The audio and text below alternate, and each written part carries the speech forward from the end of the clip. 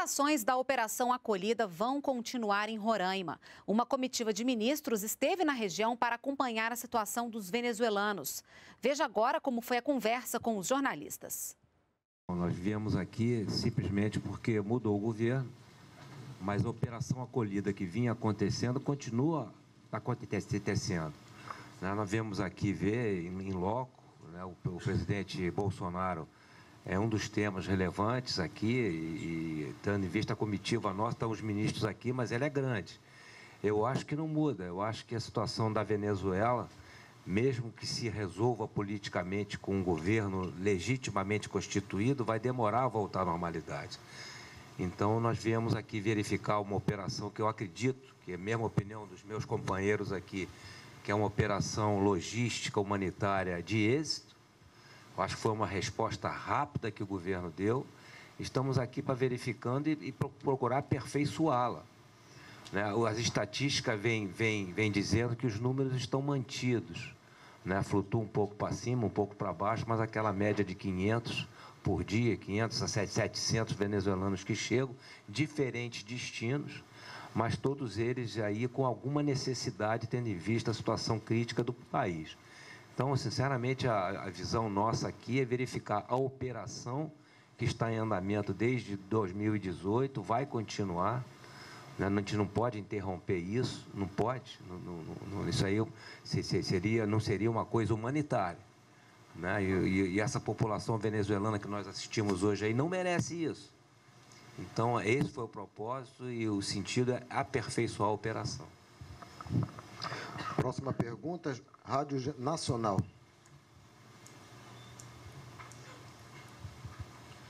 Boa noite.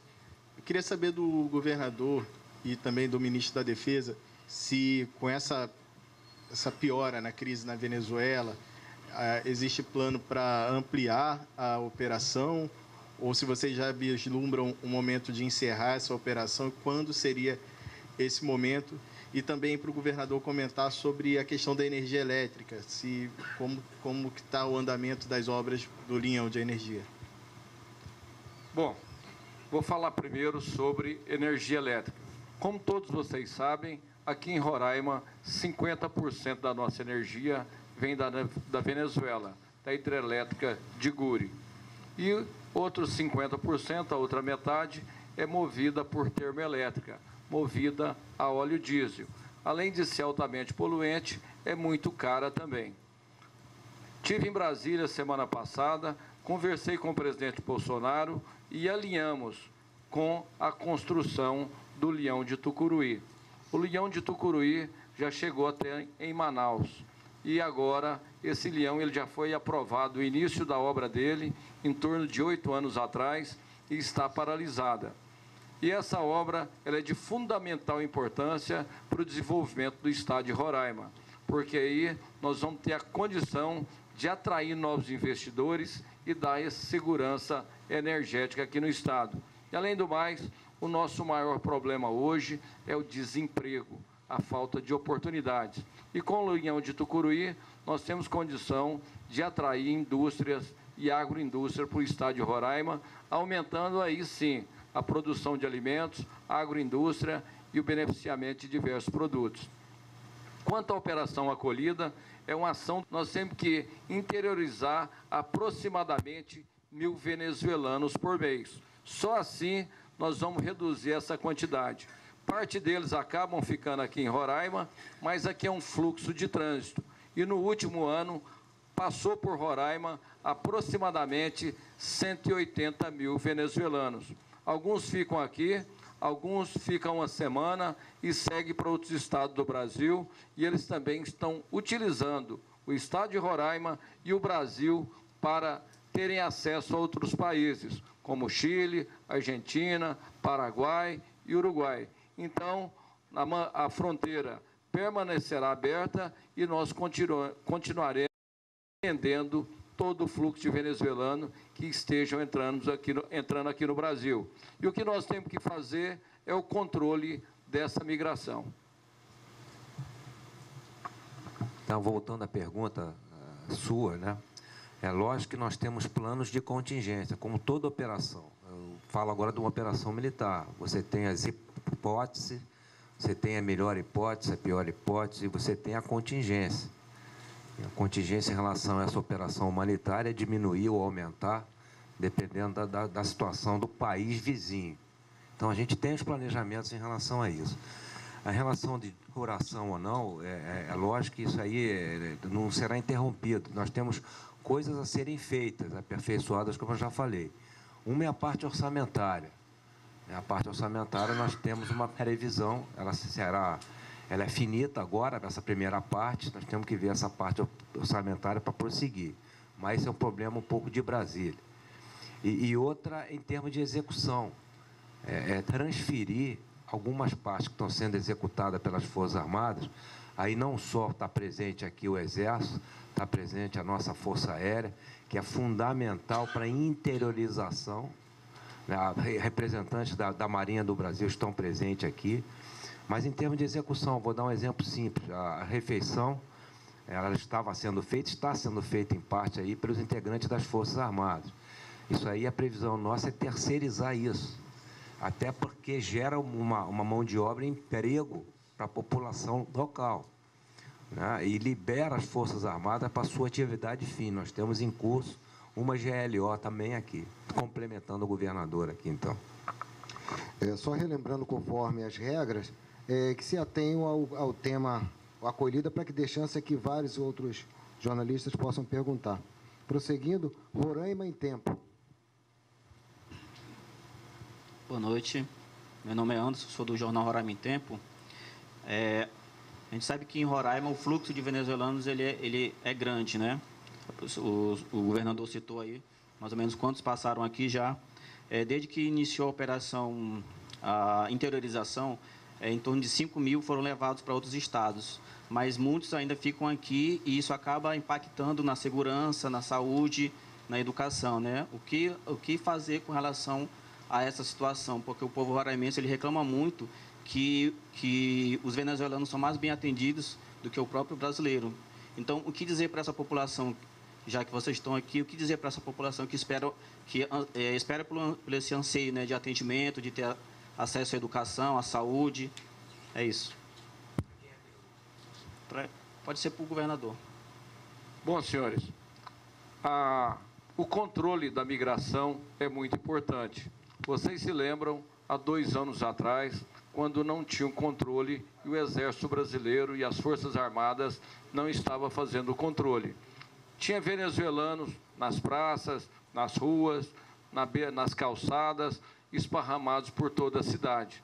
Não tinha a mínima condição, vamos dizer assim, de saúde e de higiene também. Inclusive, algumas doenças que era controlada aqui no Brasil, começaram a entrar, que foi o caso do sarampo, difteria e outras também. O governo federal se sensibilizou com a situação que estava o estado de Roraima e implantou o projeto Acolhida. Hoje, é visível aqui no estado de Roraima a condição que se encontra as nossas ruas, as nossas praças e também com os venezuelanos nos abrigos.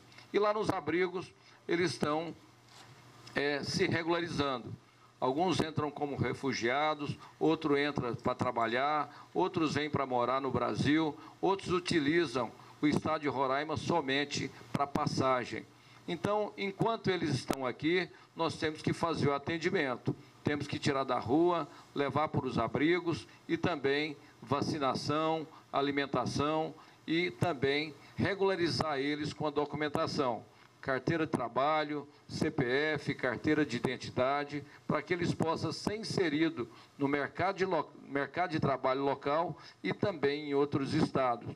Eu sei que seria muito pior se nós não estivéssemos fazendo o atendimento. Estaria um caos a cidade, a nossa capital de Boa Vista. Então, mais uma vez, eu agradeço e parabenizo o governo federal e o Exército por essa ação que trouxe para nós aqui em Roraima a tranquilidade novamente. Eu queria, permissão, governador, complementar a pergunta. Eu sinceramente, eu não enxerguei assim, não. Já não é a primeira vez que eu vim. Como chefe de Estado-Maior do Exército, eu vim algumas vezes aqui. É a primeira vez que eu vim há pouco tempo. Tudo já na operação acolhida. Eu verifiquei uma praça aqui insuportável, a praça. A rodoviária é um caos. Os sinais. E o que nós vimos hoje não é assim. Aquilo sim estava impactando muito a população local, a prefeitura, o Estado. Eu acho que deu uma organizada nisso aí. Organizada. E questão de justiça, a gente fala aqui, operação acolhida em Forças Armadas, mas a gente conta com vários órgãos aqui. A gente vê a ONU, a gente vê outros parceiros, Polícia Federal e vários outros ministérios que estão atuando junto com a parte de saúde. Então, a gente vê aí, as Forças Armadas deram massa, suporte logístico inicial grande, continuam dando, mas os outros parceiros, a quem agradeço, mas a minha visão é que mudou muito e mudou para melhor. Queria complementar a resposta no que tange ao Ministério da Educação. Eu fiquei muito impressionado com a acolhida que foi dada aos refugiados, os nossos irmãos venezuelanos. É realmente uma acolhida de muito boa qualidade, em que o governo do Estado e as Forças Armadas têm participado de uma forma bastante significativa. Do ângulo da educação, o que mais me impressionou foram as criancinhas que estão em idade escolar. E fiquei perguntando o que vocês esperam do Ministério da Educação. Perguntei a várias criancinhas. E as professoras responderam: nós precisamos de apoio para a ação que nós estamos desenvolvendo de tentar dar instrução a estas crianças numa situação excepcional, como refugiadas. Estão sendo alfabetizadas em espanhol, em português e até no idioma, numa das línguas indígenas. Então, do ponto de vista dessas demandas, o Ministério da Educação vai cuidar de atender a necessidade específica dessas crianças na base da alfabetização. Nós temos uma secretaria que cuida de alfabetização. Acionarei o responsável por essa secretaria para que desenvolva junto a estas professoras um trabalho sobre métodos novos de alfabetização. Encontrei uma criancinha com deficiência auditiva e nós poderíamos dar uma ajuda nesse sentido. As professoras se sentiram muito emocionadas com esse oferecimento e eu acho que é uma forma de o Ministério chegar perto das pessoas. A minha ideia é que o Ministério preste serviço ao cidadão ali onde o cidadão necessita, ali onde o cidadão precisa, que é no município onde ele vive. E aqui, esta escola que foi criada pelas Forças Armadas no centro de acolhimento é um lugar onde nós podemos estar presentes. E certamente queremos ajudar essas crianças que estão em idade escolar e vivendo uma situação muito especial. Prosseguindo, a Folha de São Paulo. A minha pergunta é provavelmente para o ministro da Defesa e para o ministro da Cidadania. Tem dois tipos de refugiados venezuelanos, os indígenas e os que eles chamam de crioulos. Os indígenas não participam do programa de interiorização e eles estão num abrigo que tem o problema de superlotação. Aqui o Pintolândia tem mais de 50%. Não foi criada nenhuma política específica até agora para eles, né? Eles já estão aqui, só aqui já são mais de 600. E, ao mesmo tempo, eles têm uma prática que está sendo coibida, que é levar alimentos, é uma migração pendular. Eles vão para a Venezuela, no Delta Macuro, dá mais de 1.000 quilômetros, deixam alimentos e remédio e eles voltam com artesanato. E esse artesanato está sendo confiscado na fronteira. Inclusive, tem relatos que um aral chega com duas redes, uma é confiscada. Tem centenas de artesanatos sendo confiscados e eles estão acurralados. Eles não participam da autorização e também não têm acesso à única fonte de renda que eles poderiam ter. Tem algum projeto de médio ou longo prazo para eles, tanto para ser uma alternativa à interiorização, como para flexibilizar esse confisco do artesanato, que é feito só de palha, não tem nem pedaço de animal? Eu acho que está sendo feito aquilo que os índios querem, né? Aquilo que foi acertado com os índios. E, pra caramba, eu fiquei impressionado lá. Né? O abrigo deles, eles com aqueles fogões, vamos dizer assim, deles, fazendo questão de fazer alimento dele. O que o pessoal do General Pazuello fazia em relação aos índios era entregar o gênero para eles, a pedido deles. Né? Não tenho ideia, assim continua sendo feito. E aqui também é o abrigo deles. Então, eu acho que está bem, não tem tido... Eu vi lá, por exemplo, os pajés, né? Quando o oficial responsável pelo abrigo queria alguma coisa, reunia os líderes, os pajés, né? E perguntava, está tudo bem? Então, eles informam assim, não, está tudo bem, isso eu vi lá, né? Estou indo lá amanhã, né? Amanhã nós vamos lá. Então, eu acho que o acerto entre os índios e a Operação Acolhido aí é pleno. Eu não tenho dado de confisco de artesanatos, eu não sei isso aí, General Pazuello depois pode te responder isso aí.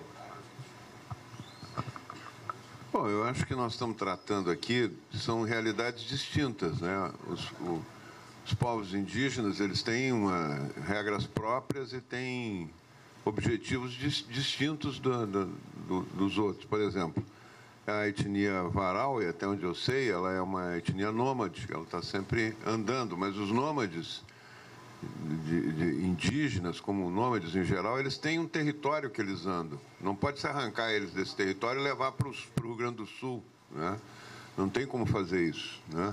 E eles têm que querer, né? Até a interiorização, quem quer, né? Ninguém é obrigado a ser interiorizado. Então, eu acho que nós estamos falando aí de uma realidade muito específica. Quanto à questão da fronteira, aí eu não tenho essa informação. Nosso trabalho aqui do Ministério da Cidadania é promover a interiorização daqueles que querem, né? E que a gente consegue também colocá-los em condições mínimas de qualidade de vida e de trabalho, emprego, né? Eu acho que nosso plano agora é ampliar isso, né? Oferecer algumas vantagens a outros municípios, estados, para que eles possam acolher um número maior e, com isso, diminuir a demanda aqui da própria estrutura pública de Roraima e de Boa Vista, né? Que com toda a crise conseguiu suportar isso, né? Conseguiu suportar e dar um atendimento. Mas eu queria aproveitar e fazer um comentário rápido sobre uma questão que foi colocada aqui antes. Na verdade, o que tem que se buscar nessas situações de crise humanitária é um equilíbrio, né? É claro que esse gasto que está se tendo com os imigrantes, se não houvesse essa imigração, poderia estar sendo feito com a população. Eu entendo isso. Mas o que nós estamos trabalhando é em cima de uma situação de fato. O que era de fato que tinha aqui? Era uma quantidade enorme de pessoas chegando todo dia e dormindo na rua, sem nenhum tipo de segurança, de cuidado, com problema de higiene, de saúde, sendo passado para a população de Boa Vista, de Roraima, de uma maneira geral. Então, eu acho que tinha que se fazer o que está sendo feito, né? Tinha que se dar condições mínimas de abrigo, de segurança, deles saírem das praças, né? Deles terem um mínimo de atendimento, né? E do outro lado, eu acho que é a questão humanitária que pesa, né? Nós temos que dar graças a Deus que nós não estamos como eles, né? Nós poderíamos estar. O Brasil poderia estar na situação deles e eles o contrário, né? Então, eu acho que, na verdade, nós gostaríamos que eles fizessem por nós o que nós estamos fazendo por eles, né? Eu acho que a questão humanitária aí ela é central né? No mundo, né? Não é só aqui, onde tem refugiados, onde tem situações extremas, né? de pobreza, uma gravidade social como está acontecendo na Venezuela, tem que ter algum tipo de socorro do outro lado da fronteira, né? O que nós estamos fazendo, como tem em situações de guerra também, né? Prosseguindo, Agência Norte.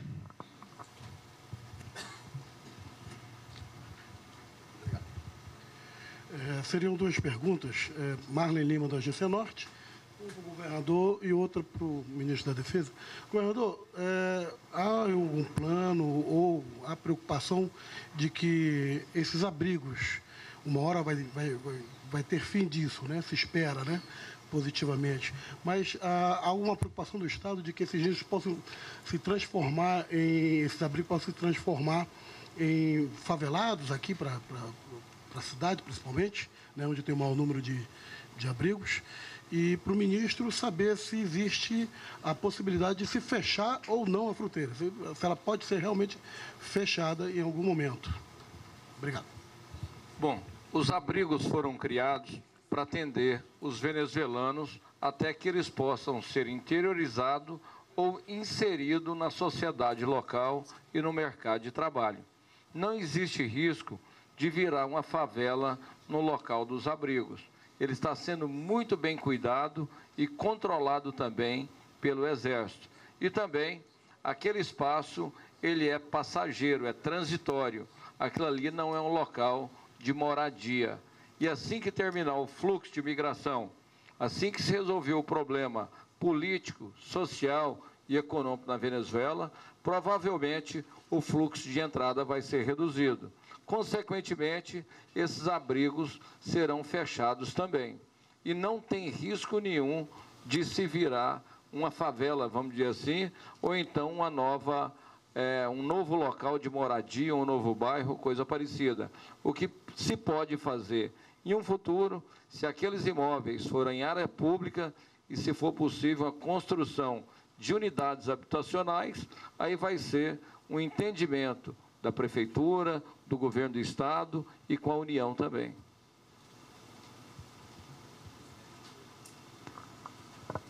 A gente encara como essa operação uma operação temporária, né?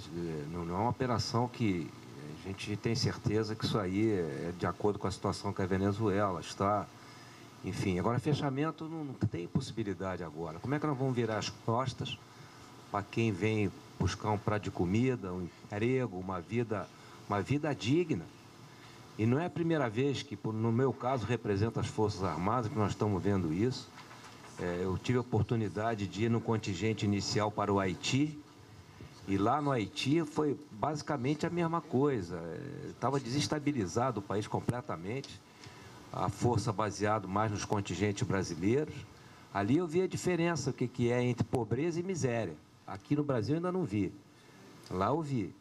Então o Brasil não vira as costas, nós ajudamos lá fora, ainda mais aqui dentro. Né? Então não tem, eu acho que não tem essa possibilidade de fechamento. Agora, a gente não tem bola de cristal para saber como vai evoluir isso. Eu espero e tenho quase certeza que vai evoluir para melhor. Isso aí, tá bom? Prosseguindo, TV Band. Boa noite. A pergunta é direcionada ao ministro Osmar Terra com relação aos indígenas Uarau ainda, né? Nós temos somente um abrigo para indígenas aqui na capital, né? São mais de 10 para os outros imigrantes. É claro que eles vêm em quantidade maior.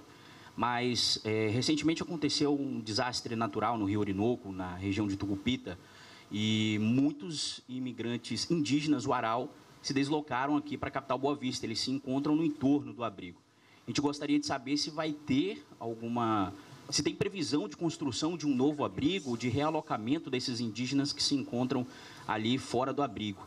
E se a FUNAI pode identificar esses índios como indígenas aqui dentro, sob a lei brasileira.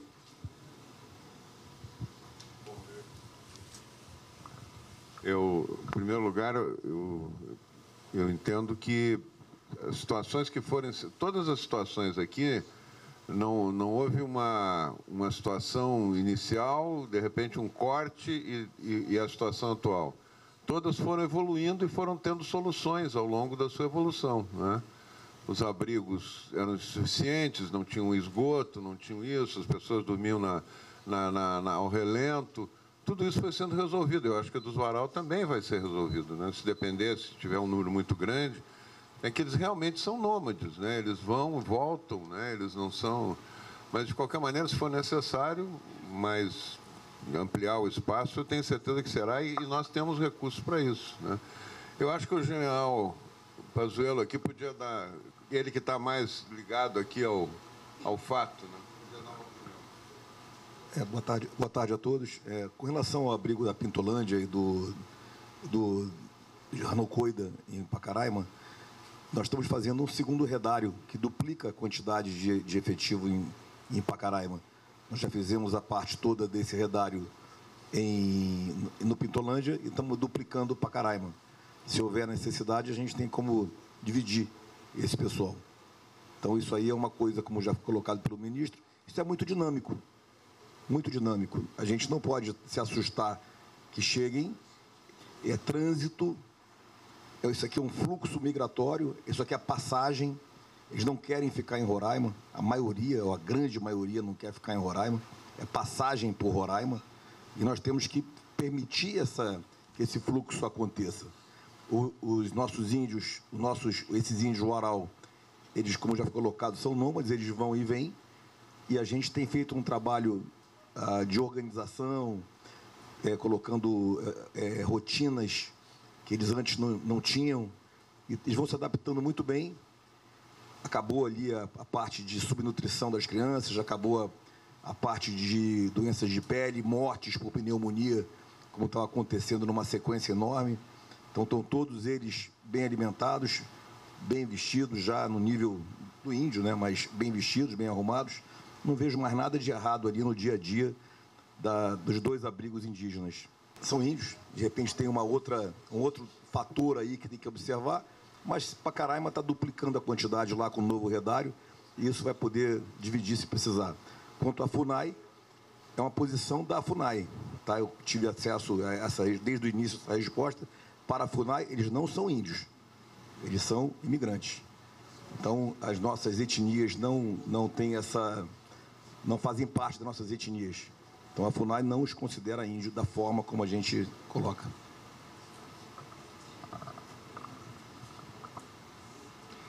TV Assembleia.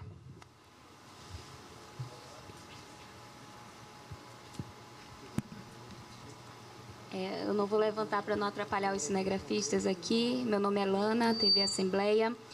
Eu quero saber sobre os valores, porque foram repassados para a gente a informação do valor, né, que seria agora para a Operação Acolhida, mas não foi confirmado. Então, quero saber se vocês chegaram nesse acordo, de quanto vai ser repassado para a Operação Acolhida continuar. Quero saber também, em relação, porque são 2 coisas totalmente diferentes, a Operação Acolhida e os gastos que o Estado tem, né? Eu quero saber se... Não tem? Não é separado? É com o senhor também? Então, eu queria saber se já foi feito um estudo, né, governador, de quanto, porque na gestão anterior, muito se falava disso, que quanto que estava se gastando, que o governo estava gastando. Então, eu queria saber se já tem um levantamento, se vai ter também algum repasse. E para o ministro da Cidadania, eu gostaria de saber quais são esses benefícios que vocês pretendem ofertar para os municípios, para as cidades para receber esses imigrantes, que o senhor citou que vai oferecer esses benefícios, mas não falou quais, né? São essas as perguntas. Obrigada. Boa noite.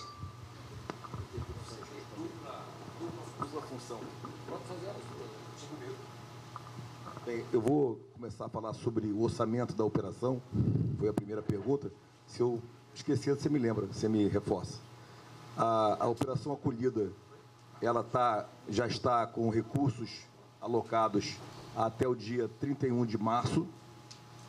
Então, ela está... Claro, 31 de março não é ali o ponto de corte, né? Então, tem algumas coisas que já estão contratadas um pouco mais, tal, mas, em média, até 31 de março foi combinado pelo Comitê de Ministros que seria custeada pelo governo anterior. O planejamento, né? Não o custeio. O custeio sempre é do governo, o governo não tem nome. Então, é do governo. Foi custeado pelo governo até 31 de março. Cabe ao novo governo, ao novo comitê, avaliar o novo custeio, o prolongamento da operação por mais 12 meses. Nós já fizemos as reuniões com o Ministério da Defesa e com os outros ministérios também para levantar esses custos. Foram apresentados, mas ainda não foi fechado, ainda não foi garantido o repasse para 12 meses ainda está sendo discutido. O que eu tenho são números que eu apresentei da operação específica, não levando em conta outros gastos de outros ministérios. Então, ficaria um número pela metade falar agora sobre isso. está sendo discutido. Nós apresentamos todos os valores para 12 meses, mas 12 meses, de abril de 19 a março de 20. E isso está sendo discutido agora para ser apresentado no comitê. O comitê continua. Com relação a os gastos do Estado. Então, nós ontem estávamos discutindo sobre isso, como mensurar exatamente o que gasta, o que não gasta. Então, o governador deu ordem que fossem avaliados o número de leitos, quantos realmente estão baixados, quantos realmente atendimentos foram feitos, quanto isso representa de custos, se todos esses custos estavam sendo lançados corretamente para ser reposto pelo governo federal nos programas compatíveis a isso, para que vocês entendam, mesmo que o Estado faça todo o dever de casa, coloque direitinho o atendimento de todos que são atendidos, sobre quem custeia esse valor é 30% o governo federal e 70% o governo do Estado. Então, isso é um acordo, isso na saúde. Então, isso é um acordo, um desenho, tem os repasses corretos para isso. Nós estávamos avaliando ontem e com a ideia de aprofundar para chegar em números bem reais, para ver o que representa, quanto realmente representa isso daí e se os repasses todos estavam dentro dos números que foram feitos. Isso é um trabalho de auditoria que está sendo aprofundado. Conforme combinado, estamos chegando próximo aos 30 minutos de entrevistas, então teremos apenas só mais 2 perguntas. G1 e finalizando... Um minutinho, por favor. Quanto ao complemento do ministro Osmar Terra. Só para não ficar sem resposta a questão do... Eu acho que os municípios que se dispuserem, como foi feito já com a interiorização anterior, os municípios se dispuserem a acolher, isso tem um custo para o município, né?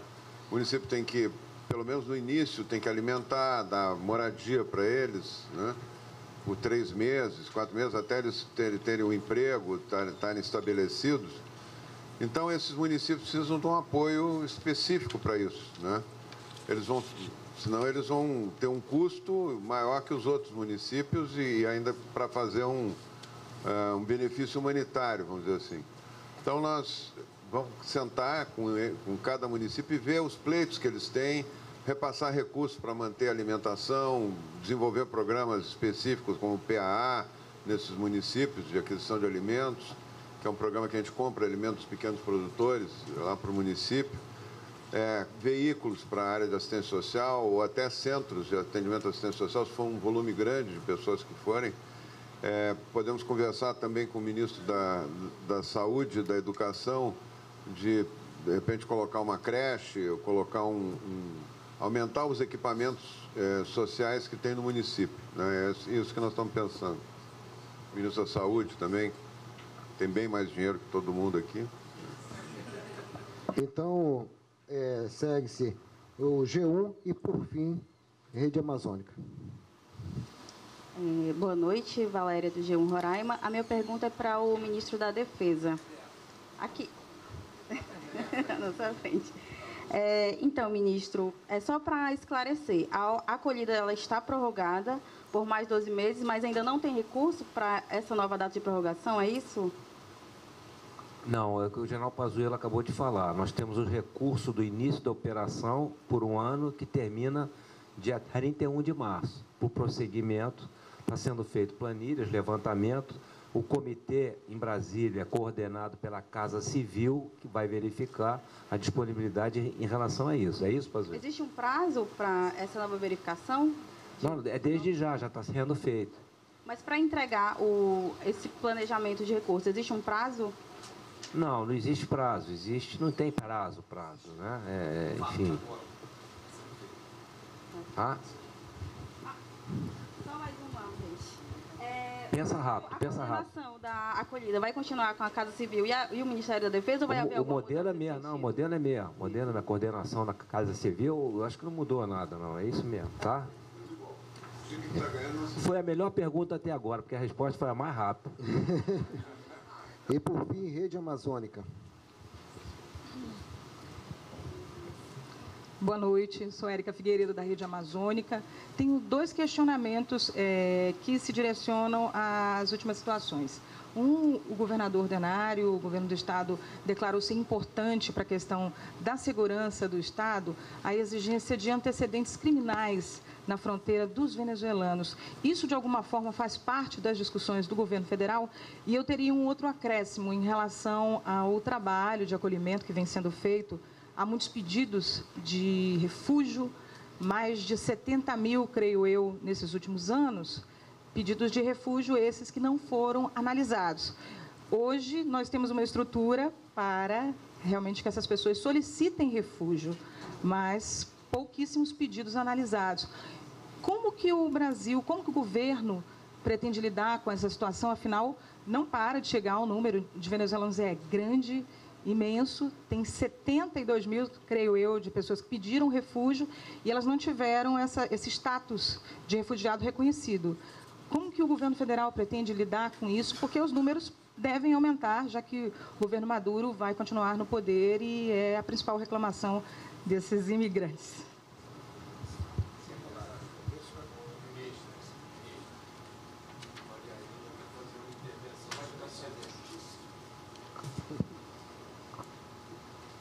Boa tarde. Eu não gostaria só de fazer uma colocação a respeito desse tema, que esses dados de pedidos de refúgio e negativa dos pedidos de refúgio não conferem com aqueles que temos. Eu estou falando isso porque o CONARE, o Comitê Nacional dos Refugiados, ele está no abrigo do Ministério da Justiça e na Secretaria a qual eu estou agora à frente. Esses números não conferem com os que nós temos, 72 mil. Não. Não é bom. Em primeiro lugar, não é bem assim. Eu me permito fazer até aqui. Eu não estou há tanto tempo. Eu estou à frente da secretaria há pouco tempo.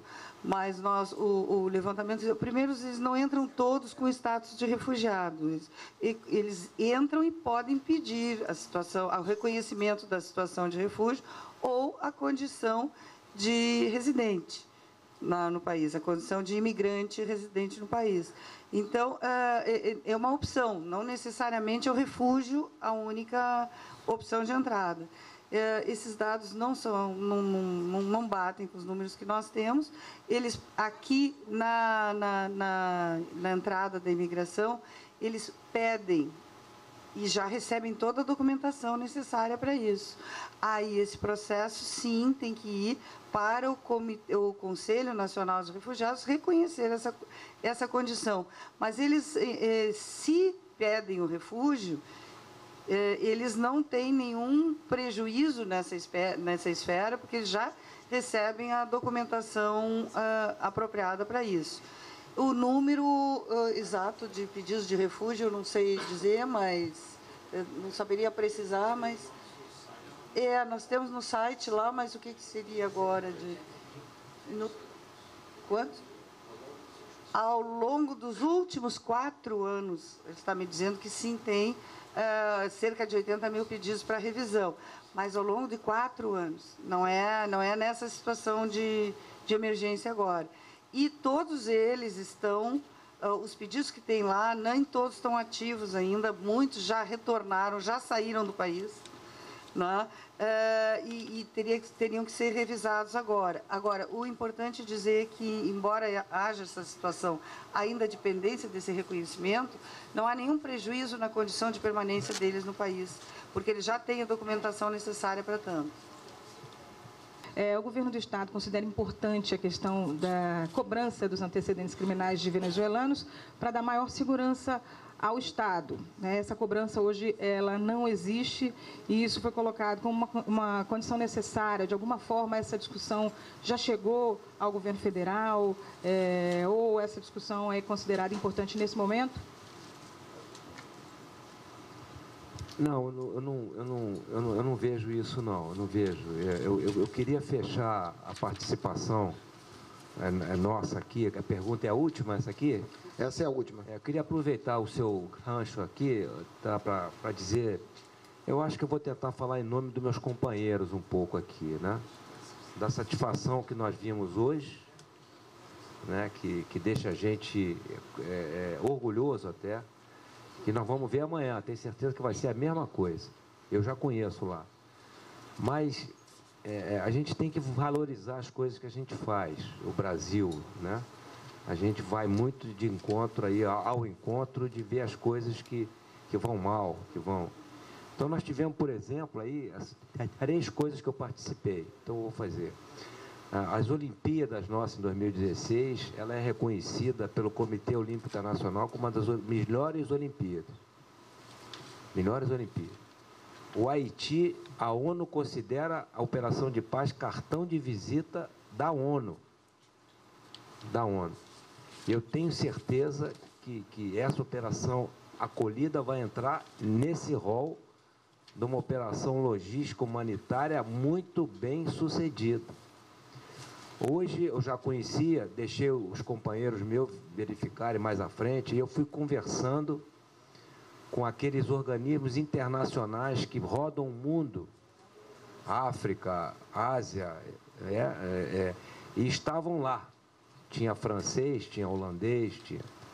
E todos foram unânimes conversar comigo que nunca tinham visto uma operação igual a essa. Palavras dele. Então, eu acho que o primeiro quadro que eu estava com outros companheiros aqui na outras visitas, que nós verificamos aqui em Pacaraima, em Boa Vista, e hoje é um alento para a gente, é um alento para todos nós. Não é só para a instituição A, B, ou C ou D, mas para todos que estão participando nisso. Então, pergunto aí, eu queria deixar essa mensagem de minha parte aqui. Bom, senhoras e senhores, eu vou também aproveitar a oportunidade e vou pedir para o nosso ministro da Saúde, Luiz Henrique Mandetta, para ele falar também um pouco para vocês aí sobre a preocupação do Ministério da Saúde com a migração dos venezuelanos. Obrigado, governador.